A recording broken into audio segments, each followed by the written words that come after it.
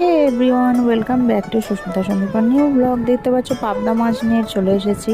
তো আজকে একটা নতুন রেসিপি তোমাদের সাথে শেয়ার করো। নতুন না, অ্যাকচুয়ালি এটা হচ্ছে খুব ইজিভাবে পাবদা মাছ করার একটা রেসিপি। এই জন্য নুন হলুদ দিয়ে পাবদা মাছটাকে মাখিয়ে নিয়ে তেল গরম হচ্ছে, তো তেল গরমের মধ্যে পাবদা মাছটাকে আমি এই ছেড়ে দিলাম। পাবদা মাছটাকে খুব হালকা সামান্য ভাজতে হবে।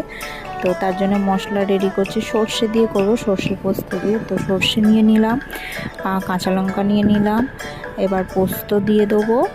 আর হচ্ছে এবার এটাকে চটজলদি করে মিক্সি করে নিয়ে আমাদের রেডি হয়ে গেল পাবদা মাছের জন্য মশলা। তো এই যে হয়ে গেছে পেস্টটা, ভীষণ মিহিভাবে একটা সিম্পল পেস্ট। তো এখানটা একটু নুন হলুদ দিয়ে দিলাম, কড়ার মধ্যেই মশলাটা দিয়ে কাঁচা লঙ্কা দিয়ে একটু নাড়িয়ে চাড়িয়ে নিয়ে পাবদা মাছগুলো সমস্ত দিয়ে দিলাম। তো খুব ইজিভাবে চটজলদিভাবে তৈরি হয়ে গেল।